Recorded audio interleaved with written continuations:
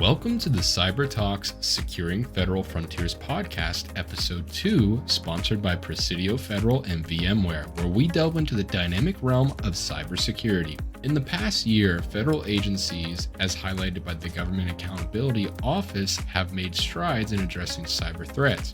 However, the journey towards fortifying our digital defenses is far from over. As the landscape of cyber threats continues to evolve, so must federal agencies' strategies. Let's focus today's conversation around the latest and most significant cybersecurity threats that federal agencies are facing in 2024. We'll discuss new tactics employed by cyber criminals, vulnerabilities to watch out for, and strategies to stay ahead in the cybersecurity landscape. Welcome, John S. Kim, Vice President of Solutions and Services at Presidio Federal. And thank you, John, for joining us today. It's a pleasure to sit down and speak with you today. Thank you. It's a pleasure to be here today. Yeah, absolutely. Let's go ahead and jump into the first question. John, what are the latest cybersecurity threats that federal agencies are currently facing in 2024? Well, 2024 is presenting some unique challenges. We're seeing a significant rise in sophisticated ransomware attacks. These aren't your normal run-of-the-mill attacks. They're more advanced, targeting critical infrastructure. Then there's the persistent issues and problems of state-sponsored cyber espionage. Nations are actively engaging in digital spying to gain access to sensitive information, intelligence, patents. Another interesting development is the use of AI by bad actors. They're leveraging artificial intelligence to automate attacks and become more creative and providing more convincing phishing campaigns. And lastly, let's not forget about supply chain attacks.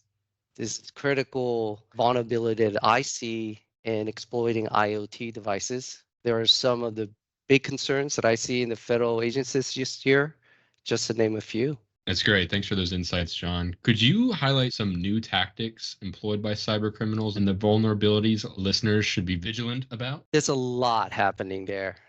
One area that's gaining traction is the use of deepfake technology. Just imagine cyber criminals impersonating officials in a very extremely convincing way. It's a significant step up in social engineering attacks. Then there's zero-day exploits continue to be a headache. They're exploiting unknown vulnerabilities, especially in widely used software. There's the new phrase called cloud jacking. It's basically cloud account hijacking. That's another trend. As federal agencies move to the cloud, the risk in cloud infrastructure becomes more pronounced. And let's not forget or ignore the vulnerabilities in mobile devices as this has become more pervasive on our day-to-day use in our organization. So how can agencies stay ahead in the cybersecurity landscape, and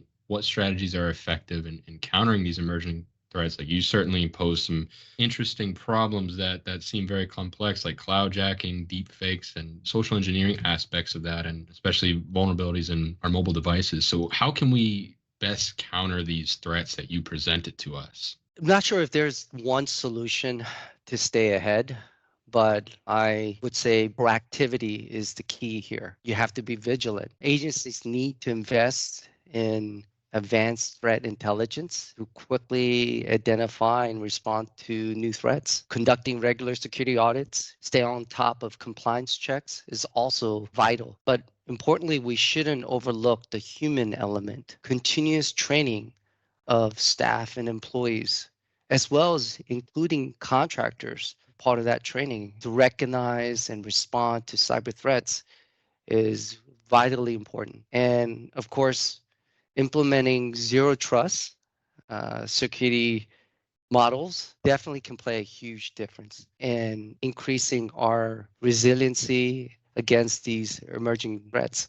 Now, are there specific trends or developments in the threat landscape that we should be particularly concerned about this year? Yes. A couple of trends stand out, particularly, of course, the increase of AI-driven attacks is particularly concerning to everyone. These AI tools can learn and adapt quickly, making them more difficult to detect and counter. Then there's the looming threat of quantum computing, which is seen as the game changer upon the horizon that we in the technology community, right?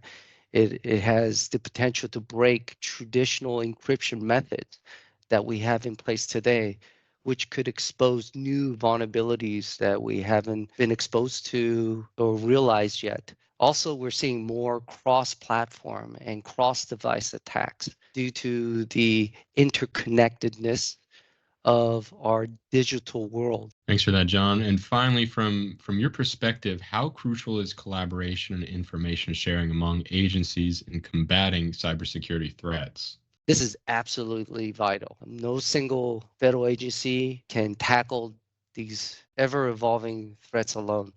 Collaboration allows for pooling of resources, sharing best practices, and coordinated response to large-scale incidents.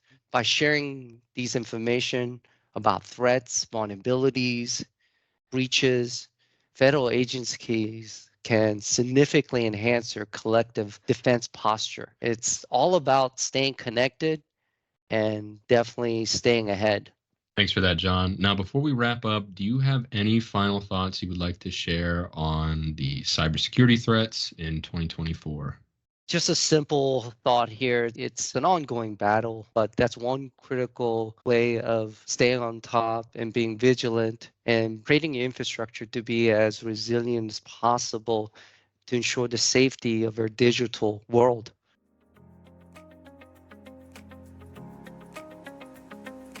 Closing out another insightful episode of Cyber Talks, Securing Federal Frontiers. We extend our appreciation to our audience and our sponsors, Presidio Federal and VMware. The journey through the dynamic realm of cybersecurity continues, and we hope today's conversation has left you with valuable insights. If you haven't yet already, be sure to tune into our next and final episode of this series and visit presidiofederal.com/partners/VMware to learn more.